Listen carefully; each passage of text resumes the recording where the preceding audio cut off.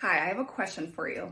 I want you to think about what your goal of greatness is, or what your goals of greatness are for this life. And something that really hit home to me the other day when I was thinking about this, I am currently in the process of striving to hit 108 days in a row of hot yoga. If you're not familiar with hot yoga, it is typically a 90-minute workout. I think of it as a moving meditation. You generally will do 26 postures twice each. And it's about 105, 110 degrees with 40% humidity. So it's a terrific workout. It's not for everybody, but it is something that I'm absolutely very passionate about and attribute a lot of my healing success to. But the last time I did a challenge that was any extended period of time was for 60 days. That was my personal best.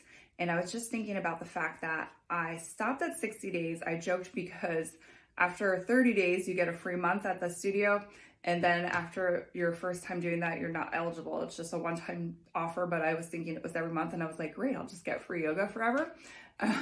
But sadly, it was just, again, that first month. So after the second month, I stopped. But I think also what had stopped me was that everyone kept telling me that I was crazy and that there was something wrong with me for wanting to go and do that many days of yoga in a row.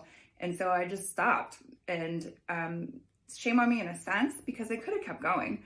But I gave up to the thought and I let others control my goal of greatness because I listened to what they were saying to me about, oh, you shouldn't do that much, or you shouldn't go that many days in a row, or blah, blah, blah. And for me, it was like, no, this is my body and this is what I need. And again, I felt great about it. And so now this time around, again, I'm going for 108 days. I forget where I am now, 63, 64, somewhere around there. And I feel good. And I have really no reason to stop. This is something that makes me feel good. And that's what it comes down to, is your own individual goal of greatness, not what other people, the general consensus out there thinks should be right or should work for them. This is something that should matter for you and what is your own goal of greatness. And again, this is also something that I could relate to my own healing, right? And so all of the things that I did along my journey, the energy sessions, the Reiki, the cord cutting, the massages, the dry brushing, supplements, antibiotics for 2.5 years, nutritionists, going to see a Lyme specialist, no dairy, gluten, sugar, alcohol, caffeine. What else have I done? Hot yoga 5 days a week, meditation, any type of spiritual growth and healing that I can be doing for myself.